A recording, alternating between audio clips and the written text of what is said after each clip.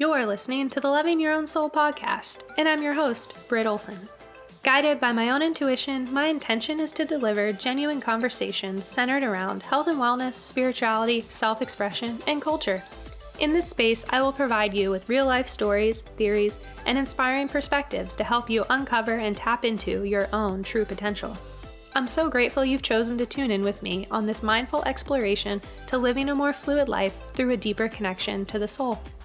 Now let's dive into today's journey.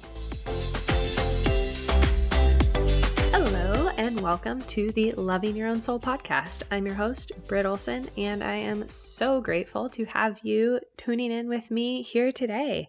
Happy Labor Day weekend, everybody. This episode is coming out the day after Labor Day 2020. And yeah, I hope everyone is doing fantastic. Crazy that it is September, but something I was thinking of the other day, 2020 has, just completely flipped the world on its head, for lack of a better statement. For so many of us, it has truly been a year of, nothing that we could actually predict, but there has been so much uncovering. And it's honestly kind of a gift, so that way we can all start recovering as a collective, as a nation, as the world, et cetera, et cetera, et cetera. But I've heard just so much chatter recently about everyone's just so ready for 2021 and just get us to 2021 and everything will be better, or get us past November and everything's going to be better. But one thing just to remind everyone to not lose sight of is the year is not over. We still have 3.5 beautiful months left. And if there was something that you set out or embarked on to do at the very beginning of this year and you haven't done it yet, you still have plenty of time to do it. So I encourage everyone to just kind of look back at those New Year's intentions, your to-do list, your goals, anything like that. Yeah, there's been a couple bumps along the road, a couple roadblocks. We've maybe had to pivot, completely turn all the way around, and just a lot of unforeseen circumstances.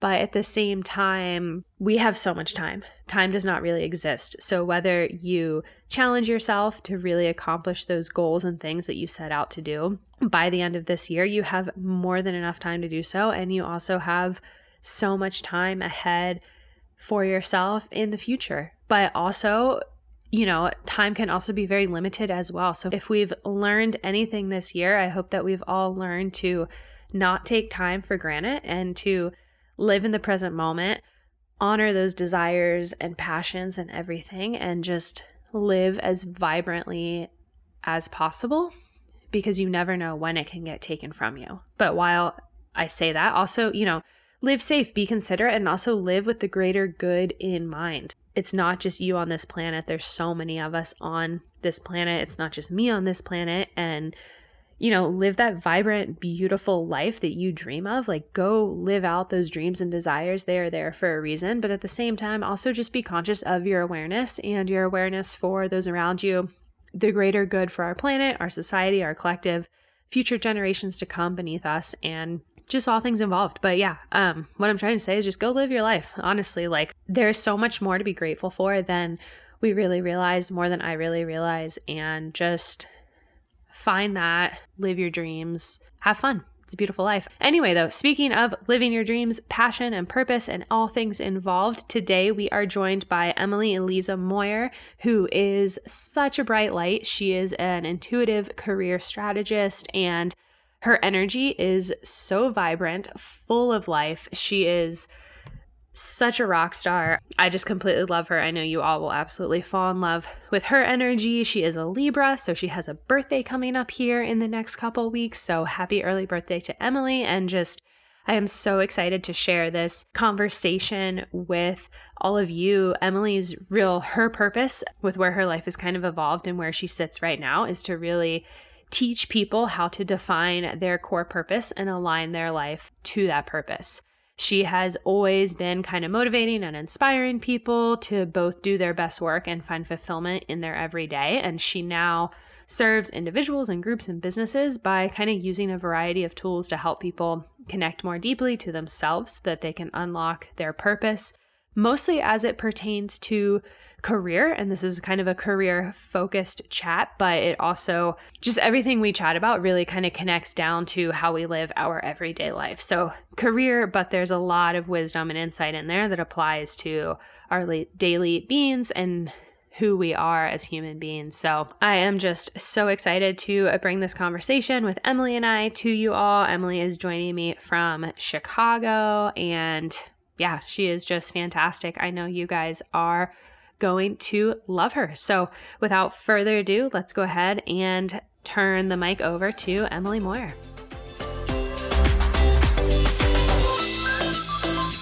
So Emily, you are an intuitive career strategist. Is that the right terminology? I am. Yes, that's right. Amazing. Well, before we jump into that and better understand your line of business and the work that you do with others, do you want to just give us a little bit of a background on who you are and kind of how you got into this space today? So intuitive career strategy, like what is that, right? So I am focused on helping women build careers that they absolutely love. So all the work that I do is really based on this theory, this philosophy that work is not just work. Work is this thing that we spend 2/3 of our lives doing, and we get to have fulfillment, we get to have financial freedom, we get to have whatever we want it to look like it can happen. And that's what my work is about. The intuitive piece is actually kind of more the how, right? So career strategy. What are you going to do with your career? How do you build a career that you love? Very organizational structure, strategically focused. That's that side of things. The intuitive piece is that a lot of the work that we do is actually as we make decisions in life, right? The little voices we were chatting earlier, there's little voices in our heads, right? That can sort of either be our cheerleaders and help us keep going, or they can kind of block us from achieving our dreams. So that's just kind of an example of how your subconscious kind of plays out in your mind. But ultimately, there's so much happening on the subconscious level. There's so much happening on the energetic level that's either in support of your dreams or blocking you from your dreams. And so I say intuitive because ultimately I'm tapping into a lot of what's happening on the subconscious layers. I'm also teaching my clients how to tap into their subconscious layers so that they can actually take the steps forward that they want to take to build careers they love. So fun. So needed too. I mean, I could have used you many, many times in my life. So that's awesome. Now, how did you get into this role? Was it something that you always kind of envisioned or had an inkling that you would land here? Yeah, no, absolutely not. I had no idea. If you'd asked me, like, what do you want to do when you graduate? I even then couldn't have told you what I wanted to do. But first, I'd say like 10 years of my career was sort of split up into 2 chapters. So the first chapter was all in education. So I did Teach for America, and I taught 5th graders in Houston, Texas. And Teach for America places teachers in low-income communities around the United States. And really what we're doing is we're sort of trying to bridge the gap between low-income communities, marginalized communities, and more affluent communities so that our kids are able to have the same choices and opportunities as their more affluent peers. So the achievement gap that exists in the United States is pretty big. So that means that my students, my 5th graders, were on average, reading 2 grade levels below where they needed to be. So if I wanted to help them catch up, if I wanted to really help close the achievement gap, I had to get them to work really hard and basically learn 2 years worth of school in 1 year so that they could be on a path that would set them up for success in the future. No small task, right? But really what I learned in that world is that the deepest source of motivation that humans have is purpose. It's our dreams, right? And so even 10-year-olds have dreams, right? We get asked when we're really little, what do you want to be when you grow up? And so really helping my students understand what their dreams were and then being able to connect the work that they did every day back to those dreams made that work meaningful. And it made them feel really motivated and inspired and excited to work their butts off. So that was kind of like my first, I think, just understanding of, this idea of purpose and dreaming. The youth are so insightful too. It's cool. So insightful, right? Like they just get it, right? You're like, yeah, of course I need to take this test and do really well on it because it's going to help me become a doctor one day or whatever it is. Exactly. They just get it. Fast forward the second chapter of my career, I was the head of sales and marketing for a venture-backed travel startup called Remote Year. It takes people who work remotely on trips around the world for a year. The transition itself is like a whole story, but we'll skip that part. But basically, which I can share later, but as the head of sales, what we were really doing is we were helping people decide whether or not they were going to go travel the world for a year. which for most of the people, if not all of the people that we talked to, that was a dream that they had, but they weren't exactly sure how they were going to make it happen. So my team was responsible for helping people chase their dreams and figure out how to make them happen. So that was sort of 5 years of my life. I worked remotely from all over the world. I led this team. I got to really help people go chase their dreams. And then in late 2018, I got laid off, which is pretty standard in the startup world, but also pretty standard in the United States right now at this point in our world.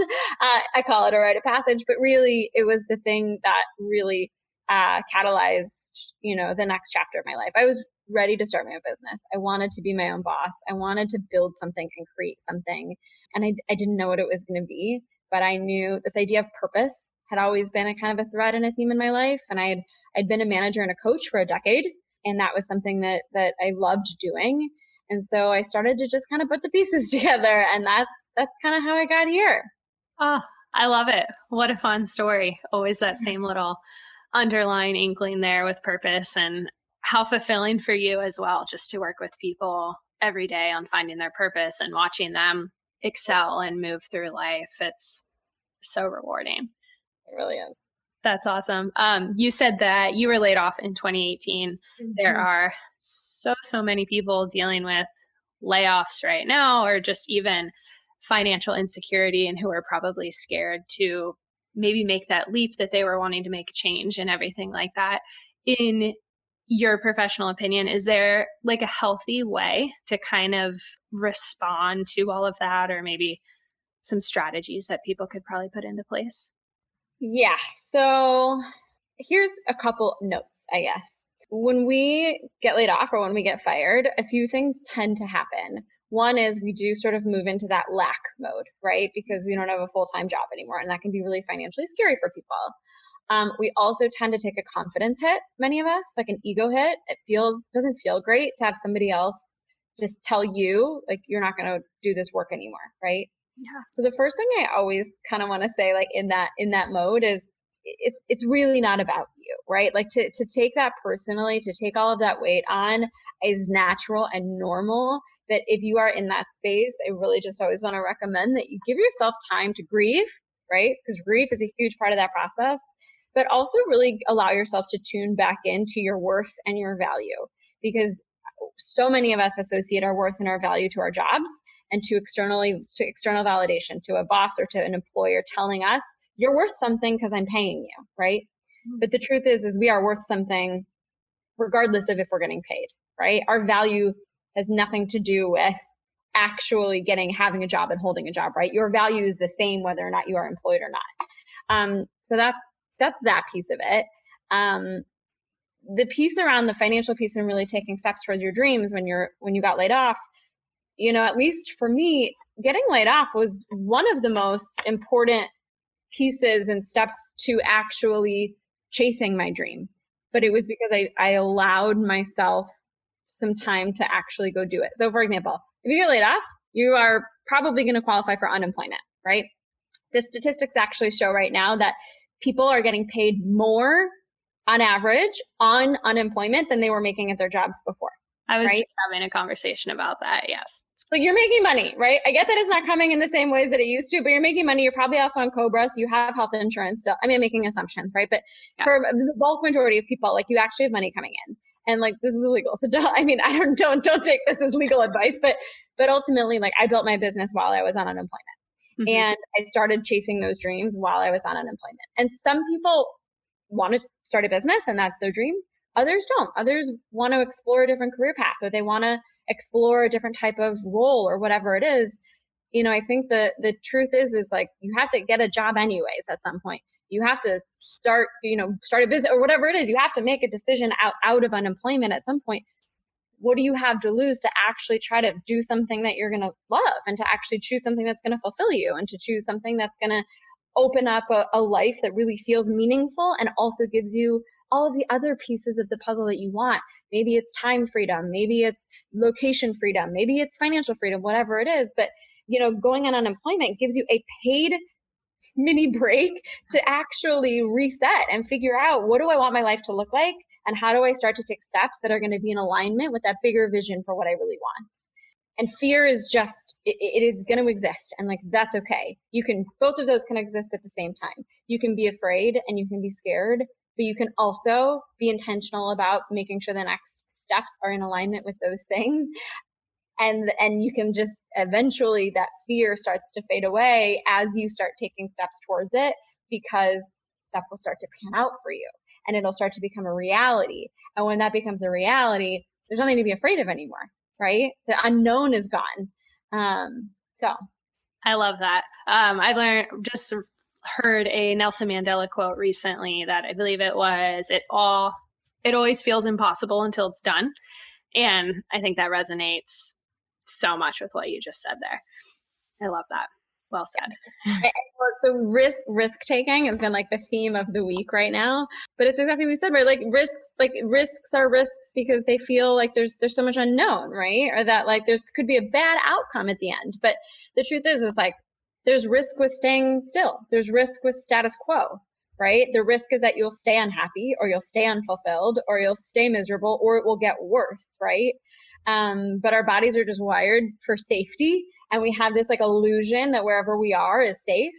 And I mean, even job security, right? That's a total illusion too, right? Like that is as much safety as people think that jobs have. Like actually, it's not as safe, right? As we thought it was. So I think that Nelson Mandela quote totally hits it on the head. Totally. I love that. How does one go about kind of discovering or tapping into their own values and skill sets? So values and skill sets, like value and skill set and strength. So I'll kind of like take a step back for a second, which is how do you figure out like who you are, right? It's really who are you? What are your strengths, talents, gifts, right? What makes you? How do you define your sense of self, right? Mm-hmm. And it's more just, it's like we kind of have this belief that your value is what you can give. It's what you can offer, right? But actually, it isn't just about like what you're giving and what you're offering. It's just like you have value just existing, right? And you also have value based on, the society might think that you're really good at one thing, right? So you should do that one thing. But actually, you really love this other thing. And even if you're not good at it, it doesn't matter. What matters is that you like it and that it feels good and that you want to do it. And so, I just think there's like a lot of kind of jargon and rhetoric around like, know your strengths, know your skill sets, like know all these things. But what I always encourage people to start with is actually a much higher level thing, which is really understanding on a really deep level. Like I have a few questions that I ask people, but like, when are you fearless, right? Or what are the moments in which if you are afraid, you do something anyways? Or, what do you feel really proud of when you do it? Or what feels effortless to you? And when you do it, you feel really like these types of questions will sort of get to the heart of what your strengths and your gifts are, which aren't necessarily like, I'm good at making spreadsheets or like, I'm good at these other things, right? Like, which you can be good at those things too, but like your innate talents and gifts are not necessarily these things that can so clearly be sort of, they're not job skill sets, right? They can be translated into those things, of course, but like the core of them is so much more. And it really just starts by asking yourself some of these questions, right? What do other people come to you for?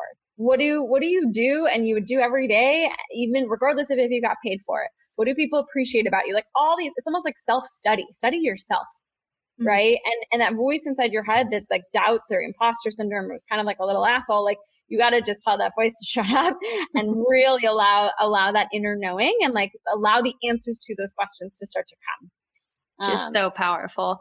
Somebody once said to me in looking at career and kind of trying to better fit yourself into alignment and everything like that, to look back at when you were a child, I think maybe like toddler to age 6-ish or so, and try to kind of tap into what you love to do then.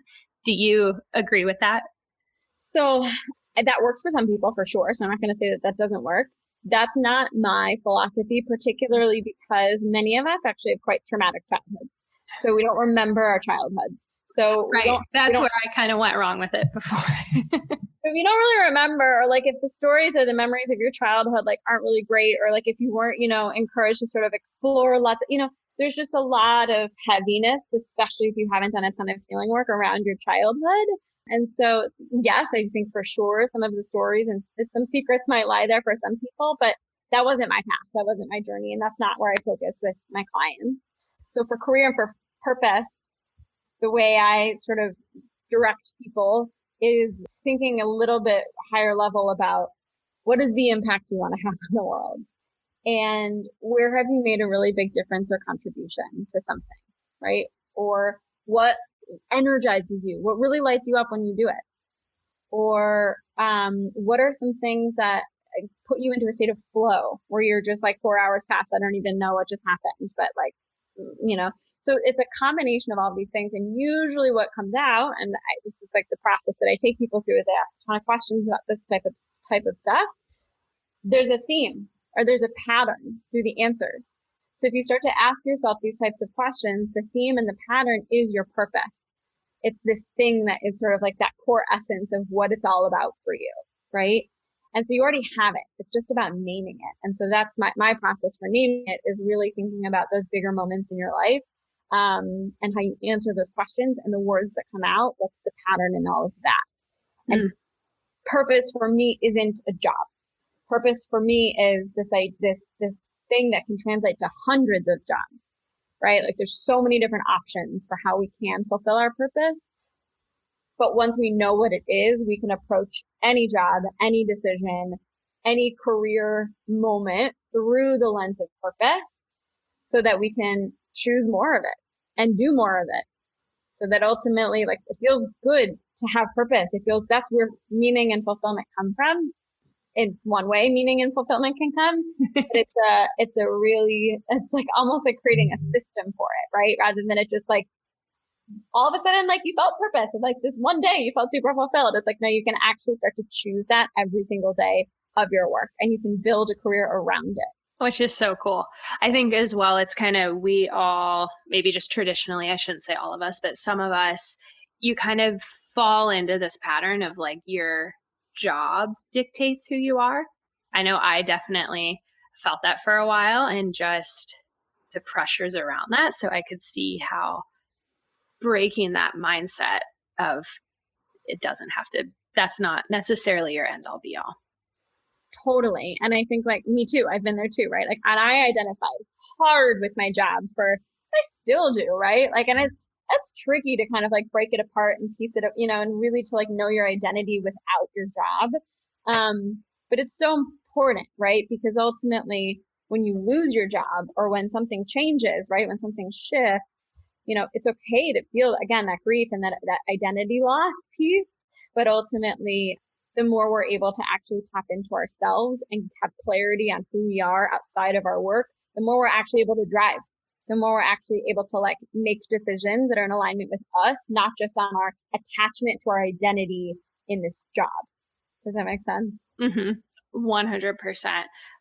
Which recently a few people we've just kind of been having the conversation about trying to identify with those, like your intuition versus the ego, or those fear-based thoughts. And I know with you, we mentioned, intuitive and everything earlier like that. What are kind of the steps that you take, whether in yourself or just helping people differentiate between the two of those? Yeah. So for anyone who's listening, so the way I sort of define it is you have your ego voice, which is that narrative voice that talks all day long, right? It's like your normal kind of the voice you hear in your head. And then you have your intuition, or your higher self, right? Which is your core essence, or like your connection to the universe, connection to source, to the connection to the deeper essence of everything, of life. My belief is that ultimately, like we need both, right? Our ego helps us get stuff done. It helps us, it's sort of, there's a lot of jobs that each of those have, but we live in a world where we've been taught to follow the ego voice, right? And so things are shifting, as we know, and I'm sure as our listeners are know as well, that things are shifting into a world in which intuition is becoming a much louder piece of the puzzle. It's always been there. It's always been there.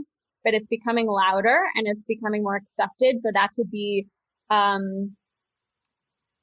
guidance system for how we make decisions for our life. And ultimately, I believe that your ego's right sometimes, your ego's wrong sometimes. Like there's really no way to know, right? Because it's not rooted in inner knowing. It's rooted in society's expectations, your parents' expectations, fears, all this other stuff. But your intuition and your higher self is rooted in what is actually beneficial for you, what is actually good for you, what will feel good, what is right. And so being able to actually follow that, even when, and especially when you don't have like the analytical piece attached to it, the ego mind's like validation of it, that's when things really, really start to unlock for you. So how do you do that, right? How do you start to live inward out rather than outward in? For me and for my clients, it starts with meditation. And one of the most important things that I think you can do for your life, period, is meditate. And there's lots of different types of meditations, and meditations, I think, all have different roles in our lives. But specifically, what I find is mindfulness meditation. It's a really good way to intentionally create space between your intuitive voice and your ego voice. So you can start to actually look at the thoughts almost as if they were like external, and you get to say, is this rooted in love? Then it's probably my higher self and my intuition. Is this rooted in fear? Probably my ego. And you can actually, rather than taking your thoughts as truth, you can start to just look at them and decide if they're truth, and decide if they're real, decide if they're beliefs that you want to keep with you because they're serving you, or decide if they're thoughts that are not serving you and they're old stories rooted in old wounds. So meditation creates space to basically say, I am not my thoughts, and I am separate from them, and I can look at them from an external perspective and decide. So meditation is a huge piece. Intuition tracking is something I actually do with clients. So a lot of my clients like haven't really ever dug into their intuition before. Like, of course, they've had that gut feeling and they followed that gut feeling, but it feels really only apparent in the big moments in their life. But actually, our intuition is talking to us all the damn time, and any answer that we need to any question, like our intuition either has the answer or we're not supposed to have it yet, so we don't have it yet. And so intuition tracking is really as simple as noticing when you feel like your intuition's talking to you. And you can practice it in like lots of different ways, but ultimately it starts with just noticing. And mindfulness is really helpful too, because it helps you notice when it is trying to talk to you. And the more you notice it, the more you track it, the more you can almost create a language for yourself, right? It's almost like creating your own intuitive language, because all of our intuitions speak to us differently. And so once you know your own language, it's much easier to hear it rather than it just being like this faint voice that's like way out in the distance. It becomes something that you can just be like, oh, recognize that. That's what that means. I can follow that now. I can make a decision based on that now. And you can trust it more. That's so cool. I love that term, intuition tracking. I haven't heard that before. I love it. Pairing that like Western organizational strategic mind with like my, right? Totally. It works so well though. Yeah. Talking about mindfulness, I saw on your Instagram, you posted recently about how mindfulness can kind of change your life and it's so important to overall happiness. Mm-hmm. Why exactly is it so important to happiness? Yeah. So let's define like happiness, right? Which ultimately I define as, there's a few different ways you can define it. There's joy, right? There's moments of just pure joy and elation and bliss. And there's satisfaction, fulfillment, right? That like deeper level of like happiness. And there's probably lots of other definitions, right? But ultimately, what we are usually striving for in life is sometimes we do want more joy in our life, and we want to be intentionally choosing things that are going to bring us more joy, just like more pleasure, right? More fun. Mm-hmm. And sometimes we're really looking for more fulfillment. We know there's something more out there for us. We want to feel like, you know, our life is on the right path and we're building something and we're following our purpose, right? So for either of those things, what mindfulness does again is it allows you to actually pay attention to all of those as different emotions or different states of being, right? What brings me joy? What makes me feel pleasure? What is fun to me? What is fulfilling to me? What is meaningful to me, right? Mindfulness allows you to actually notice when you feel each of those things so that ultimately you can decide to do more of them. It's as simple as that, really.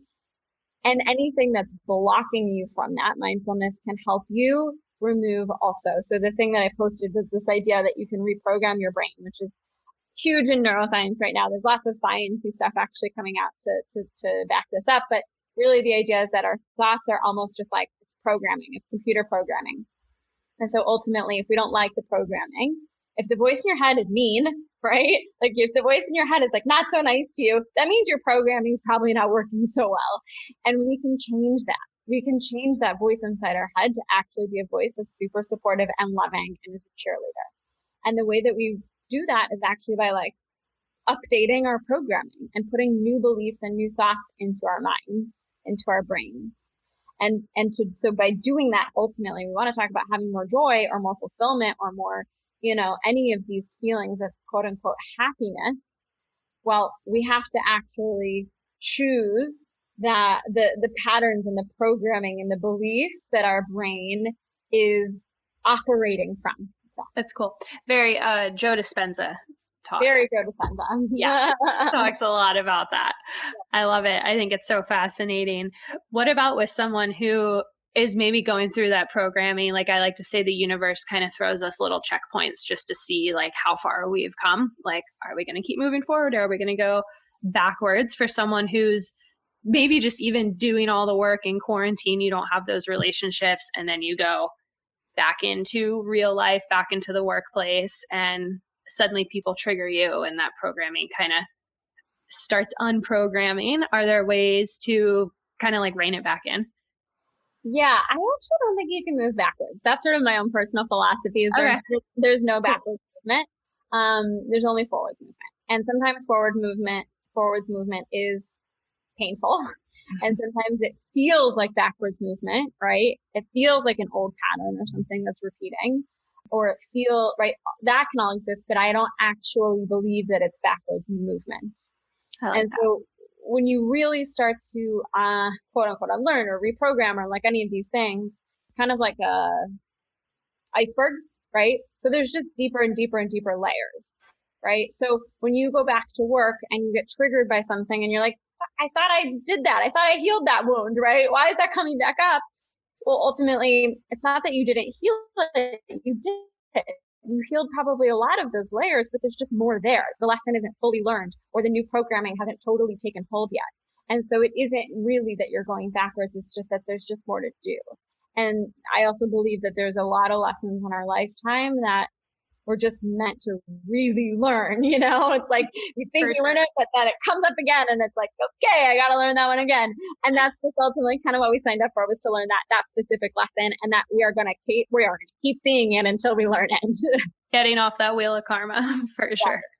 Aside from meditation, are there any other mindfulness activities or even something to kind of take like a little checkpoint during our crazy hectic days to kind of reset or check back in? Yeah. So it's funny. So I always tell people, if you're new to this stuff, new to meditation, new to tuning in, start with mindfulness meditation, because mindfulness is actually a practice. It's a daily practice. So, you meditate for a few minutes in the morning, but ultimately you can be mindful throughout your entire day. Mindfulness could be turning off the notifications on your computer and making sure you're doing one thing at a time. Mindfulness could be taking 5 minutes to just realize like my shoulders are forward and I am really tense. So I'm just going to relax back for a moment. Mindfulness could be, I'm feeling really anxious and stressed and my shoulders are up to my ears, and I'm going to relax and breathe and maybe even go for a walk outside for a moment, right? So mindfulness is really an ongoing, all day long, every minute of every day type of a thing. And it's just a practice of tuning inwards and checking in with how you're feeling and what's going on in your body and how is that impacting whatever you're doing, right? Or impacting just even your quality of life in that moment.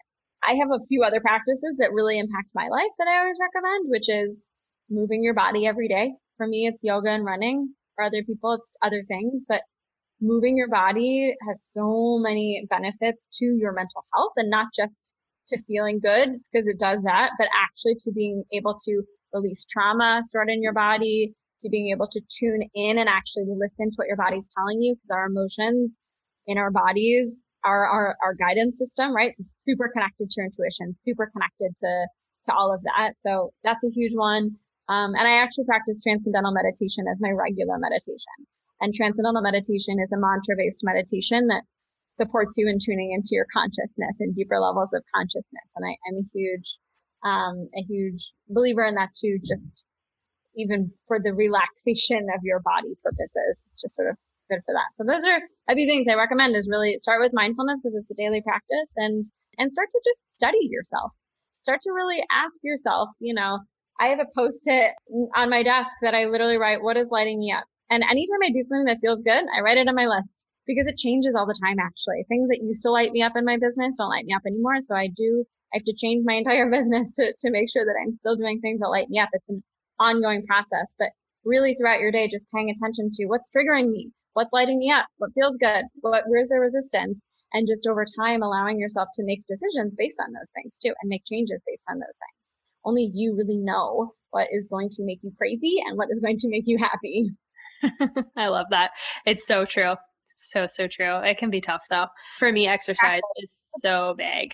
I meditate every day myself. I will go in different periods where I kind of try to like test myself, where I stop meditating just to literally monitor the differences in my days. And it's so big, but exercise is such a big one. It's just so amazing. With building a career you love, I kind of always, or the last few years, have been sitting in this like entrepreneur seat. And because that's my world, I find that collectively, that's also kind of becoming the world around me. But building a career you love, you mentioned this a little bit earlier, it doesn't necessarily mean just for the entrepreneur, but for someone working for someone else or just kind of shifting their career, so to say. How, just as we're kind of quoting on building a career you love, how does that apply to someone who's not an entrepreneur but knows that they need a change? Building a business is not in their bucket, but something's not working. Something I want to be really clear about too is like being an entrepreneur is like very sexy right now, right? Lots of people want to like start their own businesses. I ask this question all the time. When someone says I want to start my own business, I ask them why. And the reason I say why is because sometimes people just want autonomy and flexibility, right? And they think the only way to get it is by having your own business. And it's just not the case, especially now in this remote world that we live in. So, when you are thinking about building yourself a career and you're like, I really want to I want to start my own business. I really want to just encourage anybody who's listening to really ask yourself, like, do I really want to start my own business? Do I really want the journey of an entrepreneur? Do I really want to take on marketing and accounting and sales and all the things and product design, everything? So much right? Or do I actually just want a job where nobody's looking over my shoulder? I have a ton of autonomy and flexibility. I feel, I get to feel super valued and appreciated and all these things, right? So that's, I think, an important distinction. The second thing is what do you do to build a career you love if you know you're not going to be an entrepreneur? So my new thing, the way I've been explaining this is you got to be the CEO of your own job, right? You are the CEO. So what does that mean? Well, what do CEOs of businesses do? Well, first of all, they know they're the CEO of the business, right? They take full personal responsibility for themselves and for their business, right? If you are the CEO of your job, you need to take full personal responsibility for yourself and for your job. So in my business, if I don't like something that's happening in my business, I look at it and I figure out how to change it. If you don't like something in your job, you need to take personal ownership to figure out what you can do to change it. Sometimes it's a mindset shift. Sometimes it's a conversation with someone like, I don't know the answer to that question, but ultimately we can't expect other people to change those things for us. We have to actually take agency and ownership over changing them. So that's just sort of like step one is like be the CEO. Mm-hmm. The second thing is build your board of directors. Now, I don't actually mean like a legit actual board of directors, right? I don't have a board of directors really for my business, but I have a cabinet of humans that I go to just like a CEO would go to their board of directors, right? It's totally normal as humans. Yes, follow your intuition, but yes, we need to connect with others, that we learn from others, right? There's so much, even just enjoyment from working with others. So if your manager is not teaching you what you want to learn, or if your manager is not coaching you in the ways you want to be coached, or is not giving you feedback in the ways that you want to get feedback, I have to just, go find other people who can do those things for you. Maybe there's someone else in your company who can teach that to you. Maybe there's someone in another company who wants to quote unquote mentor you. And mentorship doesn't have to be an official mentorship. Mentorship could be a few calls over the next month to teach you the specific thing that you want to learn. Or maybe there's a coach you can hire, shameless plug, that you can hire to help you really learn the things that you want to learn and to help you grow in the ways that you want to grow.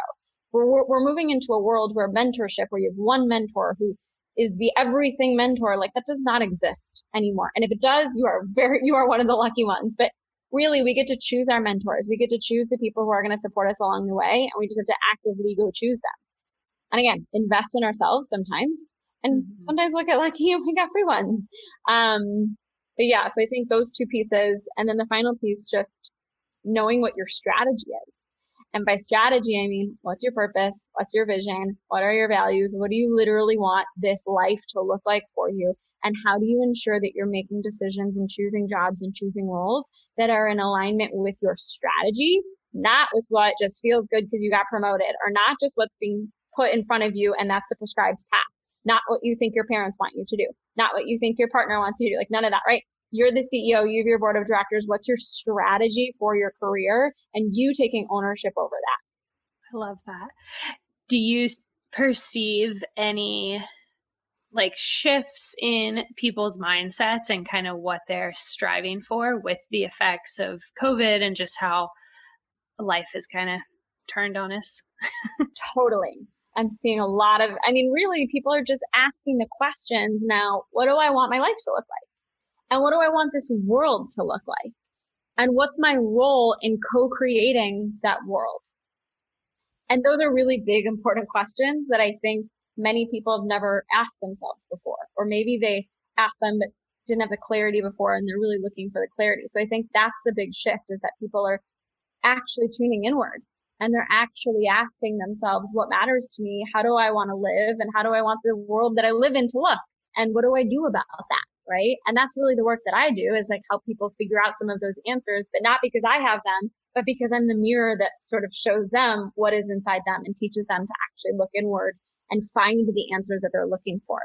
So I think that that's one of the biggest shifts I've seen from the world that we are living in, is that people, and I think it's different, right? COVID, someone just said this to me, COVID was sort of this more feminine, right?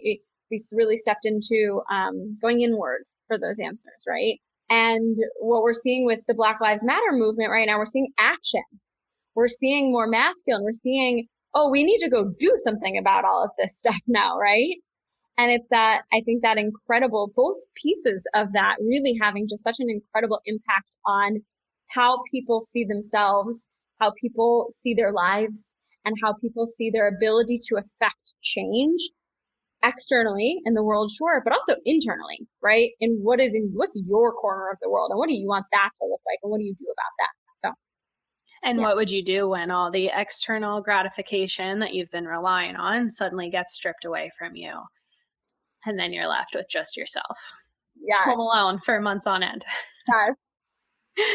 It's such a lesson in that external gratification is just, it's a Band-Aid, right? Like, if you are listening to this and you feel underappreciated and you feel undervalued, I want to ask you, like, do you value yourself? Do you truly love yourself? Do you truly appreciate yourself?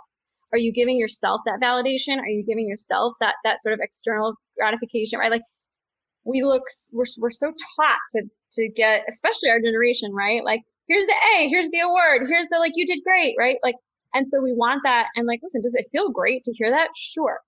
But should you put your entire self-worth and self-confidence on someone else telling you that you're good at what you're doing? No, right? Because no one can fill that. No one can fill you up. Only you can fill you up. So if you're waiting for somebody else to fill you up, wait for a long time, right? It's like romantic partnerships. We've kind of come to there's a lot of conversations about how your partner can't make you happy, right? You have to make you happy. It's the same thing in our careers, our jobs, our bosses, the culture, like all of that stuff, like that can't make you happy. You have to make you happy. And ultimately you can decide if those things, like, you want them or you don't want them, or they work or they don't work for you. But only you are actually capable of creating that sense of true self-confidence, self-belief, self-trust, self-love. Mm-hmm. It's so important. Definitely hope that more people will experience the shift and look inward and everything like that. But with you running your own business, helping others find their purpose, everything like that, I'm sure you have a team who works alongside of you, but do you have your own coaches and mentors? I like to say that we're all constantly students in life. How are you a student right now? Totally. I have three. So I'll shout them out. Can I shout them out? Yeah, absolutely. Diana is my love coach. So she specifically works with me on relationship stuff. And I'll sort of say how I've chosen these people too. She's amazing. Anyone who's sort of struggling in the romantic relationship world or even in the self-love world, like she's just incredible. Kaylee is my financial coach and CFO and sort of like combo, lots of things, but it really just gets my money stuff in order, which has been really expansive for me in so many ways to be able to both trust someone else with that and really learn from someone else and really be able to just expand what's possible for me financially in my business too. I don't have any really financial background.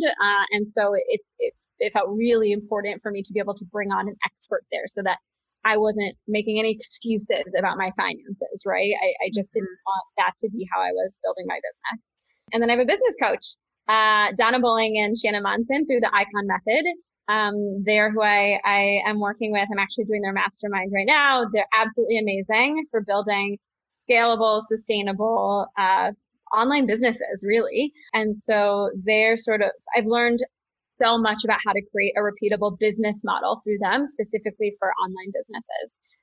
It's funny because I have a lot of context for other types of business models, but this one is something I haven't actually done myself until now. And so, yeah, they're amazing. I think the thing I really learned about, as you said, constantly being a student, I think having coaches for very specific things that you want to grow in or improve or, sort of just even complement you is, oh my God, life-changing, business-changing, everything. And investing in myself in that way, it's kind of, this is not a harp on grad school, but it's sort of what grad school used to be, right? It was like you went to grad school to unlock doors. It's like, well, now you invest in coaches to unlock doors, and to really show yourself, to just sort of step into whatever the next level is for you. So. And it's so important too. I mean, you said it so well earlier as well, where your boss may not be who should, maybe traditionally is kind of embodied that mentor type person. But if you don't align with him or her, how are you supposed to grow within that realm? So searching for outside means, and with social media, and that's one of the benefits to technology in this digital world that we live in, is we have the ability to find so many people. Lacey Phillips with To Be Magnetic calls them expanders. And I just love that term of finding people who you can expand into per what they're doing. And it never stops because people listening, you are so professional. Some might think you have it going on in every realm. And in some ways, I think you totally do myself, but you are always a student and kind of keeping humble and agile and just able to keep changing and molding with how things go and understanding where maybe you're not the best as well. Totally. And the way I see it too is like, there's this dance, right? Of like, we want to be able to be grateful for where we are and like stay in the present moment. But we also want to be growing and be excited about what's next, right? It's this eager anticipation and this like gratitude in the present. And I think there's, exactly where you are is where you're supposed to be, right? Whether you're a beginner again, right? Building your own business, or you are an expert and you're at the end of the line and you're ready for something new because you're bored. Wherever you are, that's where you're supposed to be. And identifying that first of all, right? Like really feeling like wherever you are is exactly where you're supposed to be in your journey, but also being grateful for that and being centered and present in that, but also being like, well, I'm also excited about what could be next. And I'm excited about the possibility. And what am I doing to ensure that I'm setting myself up for success there too? And letting those coexist, I think is, at least in my life, what's really allowed me to find the balance between not just always striving for more and learning and growing and doing, which I tend to, but also being able to be like, but this where I am in this journey right now is also like really beautiful, and I'm grateful for exactly where I am too, if nothing were to change, right? Absolutely, especially looking back on life too, and looking at areas where what you have today is what you wanted for so long, maybe a year and a half, 2 years, 5 years ago, and to not lose sight of where you sit is what you wanted at one point. So to enjoy, but keep moving forward as well. But that's so important too, right? Like that, like where you are is what you wanted at some point. And it's that dance, right? And it's just kind of, that's kind of how it always is. And so, yeah, I love that perspective is just like remembering where you were before that, that this was where you were eagerly anticipating. This is what you were excited about, right? Yeah, it's so much fun. You mentioned that you're doing a mastermind course right now or kind of finishing that up. You, with your business, you have your own online courses, I think. Is Career Camp somewhere along that realm? Is that right? Yeah, so I offer a few different things. So I have Career Camp, which is actually, at least still for now, a free 4-week live group coaching program. It's my way of really being able to create something that's accessible to anyone and everyone, regardless of where you are financially. So that's like online, but also live group coaching through Zoom. I have a paid small group program that is sort of a little bit more mastermind style. Mm-hmm. And I also am launching some DIY digital courses that's actually the same content, but it's going to be at a lower price point. So again, trying to create accessibility for this stuff at all different levels. So yeah. I love it. With your marketing strategy and things, are you primarily through online social media? What does that kind of look like? Like, where are your clients coming from? Now, almost all my clients come from Career Camp.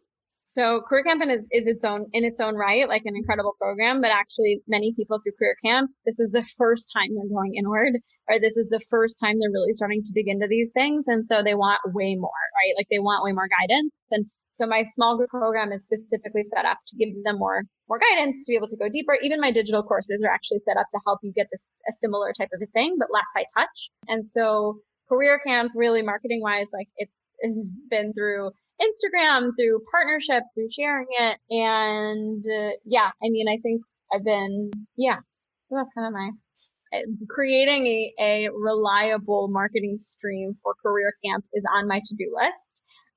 But for now, it's the camp, I think, has resonated with people because they've wanted that support. So it hasn't, we've had 100 people in the first one. We have 145 in the next one. And so I think it's just been cool to see that it's really, really growing quickly. So yeah. That's amazing. Wow, that's so cool. Congratulations. That's so exciting. I would think as well, I mean, in myself with just my own self-work and things I aspire to be, it's kind of like once you get that ball rolling, it just becomes contagious almost. I would assume the same with folks once they get into Career Camp and get that taste, you just want more of it. Totally. And I think what's cool is like, I've seen people go through full circle, right? So I've had people go through my whole program, which at the end of my program, people are kind of like, okay, like I'm ready to leave the nest and fly, And I think that's what I'm the most proud of actually is that yes, a lot of people want, for some people, Career Camp is enough. And they're just like, okay, now I can go fly. Like I got what I needed. For some people, they need a little bit more. And so just really being able to create something that actually people at some point, like they don't need more. They can just go do it. They can just go live their lives and build their careers. And they feel confident and excited and empowered to go do that. Like that feels really good. I love that. For people who want to connect with you or maybe sign up for Career Camp, where can people find you? Yeah. So I have a new Career Camp launching almost every month now. So if you do want to sign up for Career Camp, just go to my website, Eliza Moyer, and there will be an announcement for when the next Career Camp is launching. But Instagram is also the best way to connect with me. I respond to DMs. I love connecting with people. Eliza Moyer is me on Insta, and I teach I give a lot of free content away on there too.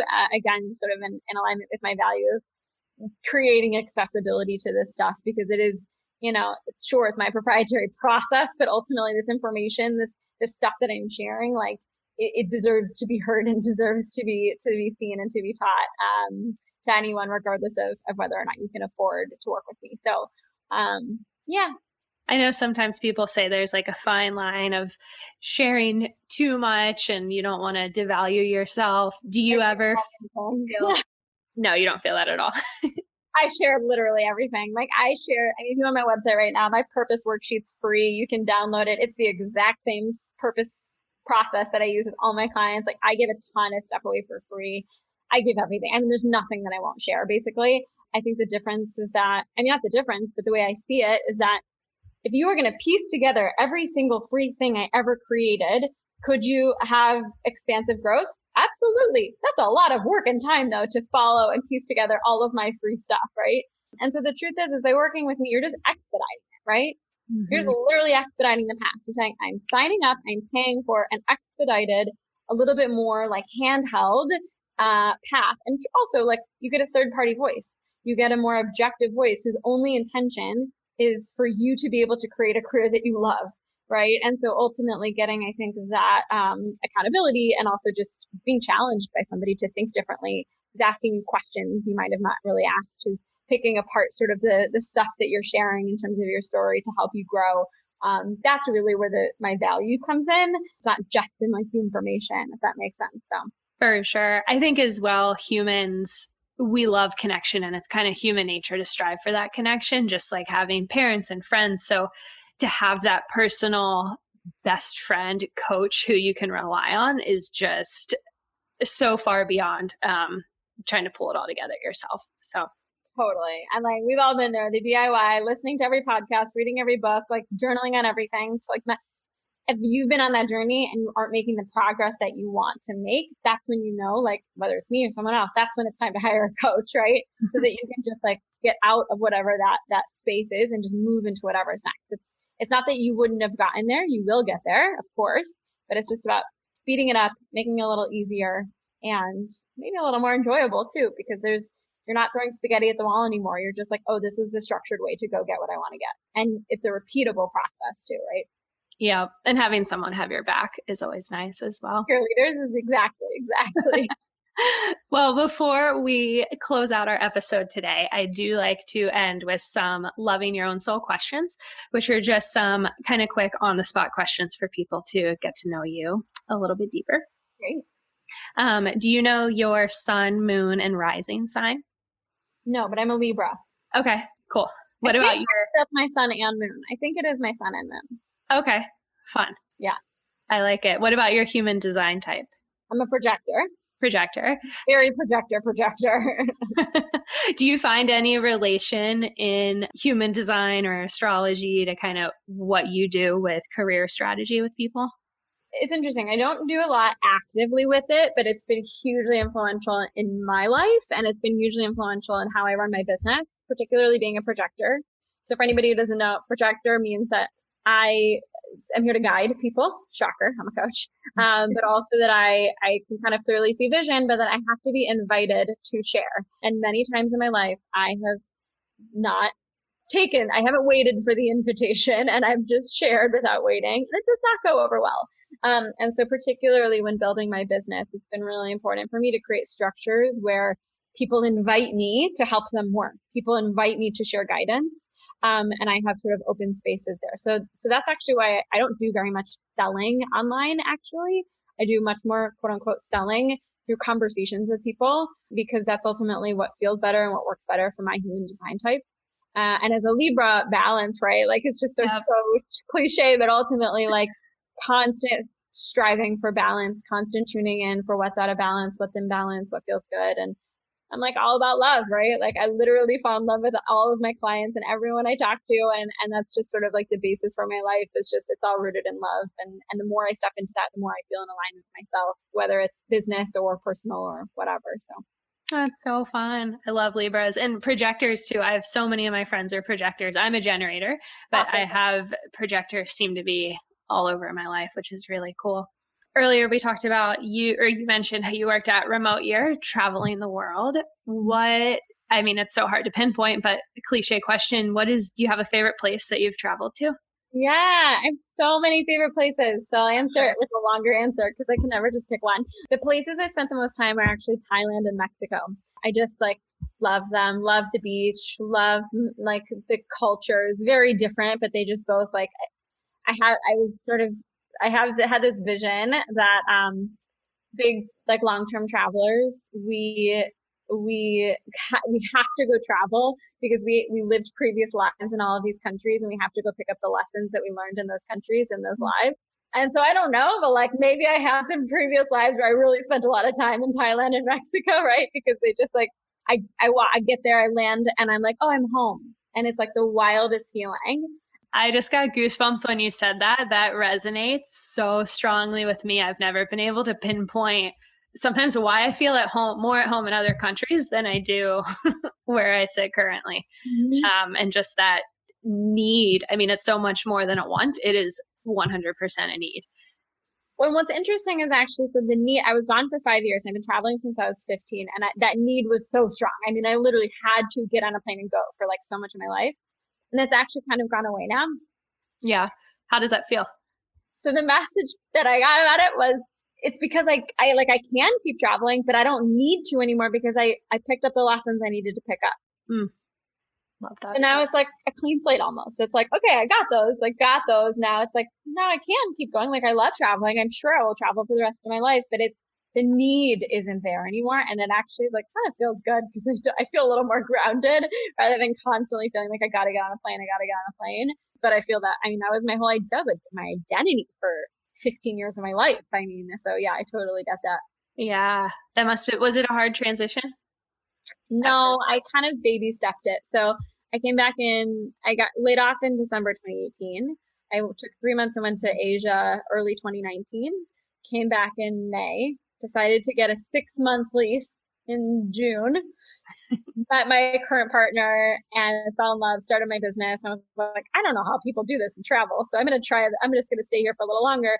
So now I've been here a year and I just signed a new lease with my boyfriend and we're moving in together into a place that we're really excited about here. But we also have big plans to maybe winter in Malibu or Mexico or go on a big, a year from now, he wants to pick back up and travel again. So, I don't really, that fear, right, of like, I'm going to get stuck here. Like, I don't feel that anymore because I feel like I've got full control and agency over what I want my life to look like. And if at any point I want to pick up and travel again, like I can. Beautiful. What is one thing you're most curious about right now? So the thing that just popped into my mind is risk. It's been like the theme of my week, but there's so much association, I think, between risk taking and whether or not we chase our dreams. And so if you're really we can be risk averse and risk tolerant in certain areas of our lives, but I find that if you're not chasing your dreams right now, it's probably because you're not super risk tolerant and it feels very risky to do so. And so honestly, the thing I'm just kind of curious and exploring right now is just, the role of risk in our lives, and just this idea that, we can learn to take risks. We can learn to take risks in a way that actually feel less scary. And I don't know, just like, I'm curious about risk. I'm curious about the role that risk plays in our life. It just keeps coming up this week. So that's top of mind. What are you curious about right now? Oh my gosh, so much. What am I most curious about right now? I've been kind of working towards pivoting my business, my strategy, and understanding how I naturally have an knack for helping people. Kind of very broad term there, but helping people on a personal level. But how you start kind of pivoting towards coaching in your business, being less of doing things for people and more helping them implement. So love that. Well, however I can support you on that pivot and transition. Yes, definitely. Final question. When did your exploration to diving deeper into your own soul first begin? And how has it evolved since then? What year is it? 2020? Probably, I think 2017. So probably three or 4 years ago. Maybe it was 2016. It was 2016. I was totally burned out of my job. I was the head of sales at Remote Year and just so burnt out. A bunch of shit had hit the fan. My relationship had ended. It was like a tumultuous relationship. It was just my whole world just sort of like cracked. And I was like literally in a state of a 2-week depression, which I'd never really been depressed in my life before. Could not get out of bed, could not stop crying. It was just like, what is this? And then the next year, I really had this like lingering deep anxiety that was horrible. So anyone who experiences depression and anxiety, like I feel that, and it is rough. But for me, it forced me into a couple of years of very deep healing. And it really forced me, and there's so many things that happened, right? First, people immediately recommended I go on meds, right? And I was like, I've never I've never even felt these things before. And I've never done anything to try to heal this myself. Like meds, like what? So, and again, if meds are right for you, that's great. But like, that was not right for me at that time. And I also want to encourage anybody who even is on meds, like to make sure you're doing your own healing work on top of that too, because like meds do not help you heal. And depression and anxiety are symptoms of deeper wounds that are not being healed. Combination of other things too. But so that was just sort of what started my journey. I was like, I want to feel better. This feels terrible. And so it just sort of led me on to test out meditation and to really start to work out, not for losing weight, but to actually feel good. And then I sort of built a morning routine around journaling. Someone introduced me to tarot cards, and I started to transcendental meditation and this idea of consciousness. I was like, consciousness, what is that? And then it just sort of is, it's my journeys, my spiritual journey, I think started there. I would have never called myself a spiritual person before then. I don't even know if I really tuned inward before then. I'd made decisions based on my intuition, but not like that actively. And yeah, it's changed a ton. Especially now that for the most part, I'm out of that shadow period of my life for sure. But yeah, it was such a beautiful point in my life too, because it like really helped me. I mean, I'm a different person now. Mm-hmm. Yeah, we have to go through it. I remember kind of similar time framing. For me, I was in my own just deep funk and attempted to go to a therapist. It was my first therapy session, wanted to cancel, didn't want to go, got there. And she asked me, what do you like to do for fun? And I remember I sat there and I was like, oh, yoga and running. And in my head, I was like, I haven't done either of those in months. And it just weighed on me that I could not answer that question. And then a week later, a few days later, suddenly my mind just opened and I was like, wait, I know what I like to do for fun. And I grabbed a sheet of paper and just started writing everything. And it was like who I truly was on that sheet of paper. And the person sitting there was not. And it was just this huge wake up moment of, okay, we need to get back to who we are because we know we don't like it, but now we need to get back there. Yeah. Oh, I love that. Yeah. I think that some people say it's like the Saturn return too. Like it was definitely for me, like right around that 27, 28, just like 29, the whole world just, being like, okay, it's time to wake up now. It's time for you to, remember who you are, and right. You have a purpose. Let's do it. Yeah. Awesome. Well, Emily, thank you so much for joining us today. So loved chatting with you. And yeah, I hope that I will actually might work with you in the future because I just love everything you're about. Super inspiring. Thank you so much. This is so fun and you're amazing. This is great. What a conversation. What a light. What a just true love. She said at the end there how she just really, love and balance are kind of the core of her being. And that is just so true. You can feel it through her words, through her energy, who she is as an individual.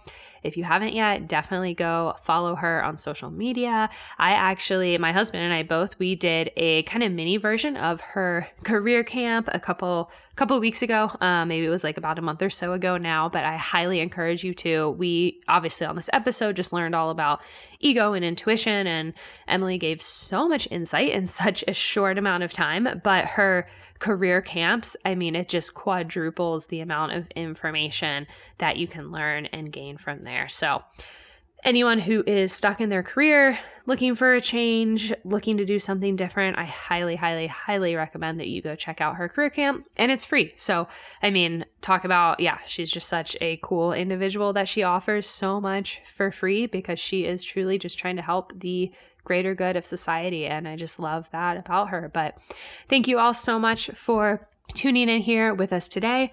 As always, if you enjoyed the podcast, if you enjoyed our conversation, and if you feel called, definitely feel free to rate and review. I will be forever grateful. And as you may know by now, or for anyone who is new around here, if you elect to rate and review the podcast, email me and send me a screenshot to lovingyourownsoul@gmail.com. And in exchange, I will send you my plant-based recipe ebook, which includes 25 different plant-based recipes, everything from smoothie bowls, breakfast, lunches, dressings, desserts, I think there's some broths and teas, just all kinds of things in there. It's a full book of different recipes. So simply rate and review the podcast, screenshot it, and send me proof to lovingyourownsoul@gmail.com. And through those ratings and reviews, we can really continue to spread the love and wisdom from our guests and inspire everyone near and far, as hopefully yourselves were inspired here today. So thank you all so much for joining me, and I will tune in with you again soon.